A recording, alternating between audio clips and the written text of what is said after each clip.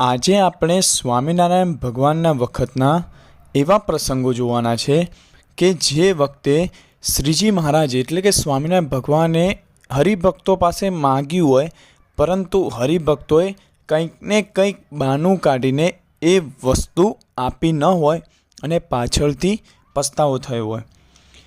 શ્રીજી મહારાજ એકવાર ઉમરેઠ પધાર્યા હતા। ત્યાં રૂપરામ ઠાકરે રસ રોટલીની રસોઈ આપેલી, પરંતુ રસ થોડો ખાટો હતો। એટલે શ્રીજી મહારાજે કહ્યું કે ઠાકર, મને થોડી સાકર આપો ને। તો રૂપરામભાઈને થયું કે આમને આમ તો ઘણી બધી સાકર વપરાઈ જશે। તેથી તેમણે કહ્યું કે મહારાજ, અમારી નાતમાં રિવાજ જ નથી કે રસમાં સાકર નંખાય, એટલે હું તમને સાકર નહીં આપી શકું।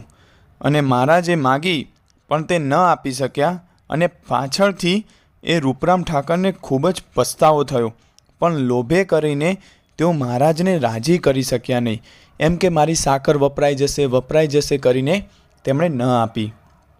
એ જ રીતે રૂડાભાઈનો બળદ જોઈને શ્રીજી મહારાજે કહ્યું હતું કે ભગત, આવો બળદ હોય તો અમારે ખપ લાગે, એટલે કે અમારે કામ આવે। ત્યારે રૂડાભાઈએ પોતાનો બળદ સમર્પિત કરી દેવાને બદલે ઉત્તર આપ્યો કે મહારાજ, આવો બળદ મળે તો એ માટે હું તમને તપાસ કરીને કહીશ અને પછી તમને જણાવીશ। પરંતુ તેઓ શ્રીજી મહારાજની હયાતી સુધી બળદ આપી શક્યા નહીં, અને તેનો અંત સુધી પસ્તાવો રહ્યો કે શ્રીજી મહારાજે જ્યારે આ મારો બળદ જોઈને કહ્યું હતું કે મારે આવો બળદ હોય તો સારું, તો એ વખતે મારે આપી દેવો જોઈએ, પણ હું ન આપી શક્યો એટલે મને પસ્તાવો થાય છે। ગાદડકાના નાગજીભાઈ જોશી હતા। ઘણીવાર તેઓ શ્રીજી મહારાજને પોતાના ઘરે પધરાવવા આમંત્રણ આપતા હતા કે તમે મારા ઘરે આવજો। અને તેઓ પણ શ્રીજી મહારાજની સાથે જ્યાં જ્યાં વિચરે ત્યાં દરેકના ઘરે ખાઈ પીને લહેર કરે, પણ ખરા હૃદયથી શ્રીજી મહારાજને પધારવાનું આમંત્રણ આપે નહીં। એટલે એકવાર શ્રીજી મહારાજ કહે, તમારા ગામ પાસેથી પસાર થવાનું છે તો આ વખતે પધરામણી કરી લઈએ।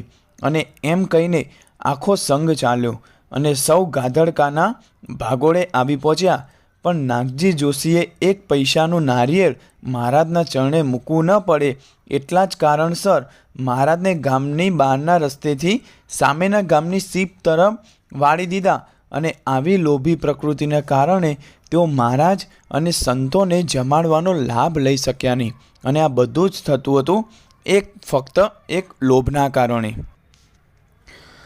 ચોથો પ્રસંગ છે ભગતજી મહારાજ વખતનો, કે ભગતજી મહારાજના શિષ્ય હતા ઝવેરીલાલ, કે જેઓ ગઢડામાં ભગતજી મહારાજની આજ્ઞાથી રસોઈની સેવા કરી।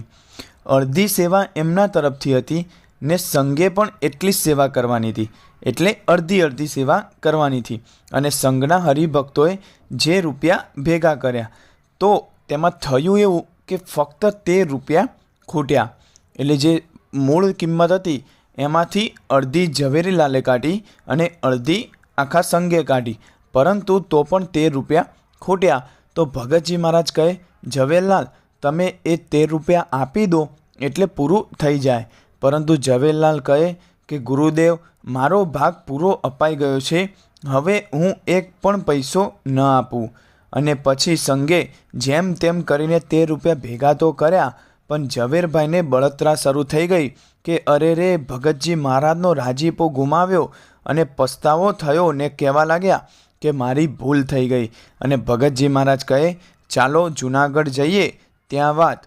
પછી જૂનાગઢમાં ભીમ એકાદશી અને બારસનો સમયો થયો, તેમાં ઝવેરલાલે રૂપિયા 1000ની રસોઈ આપી, ત્યારે માંડ તેમનું અંતર ટાઢું થયું।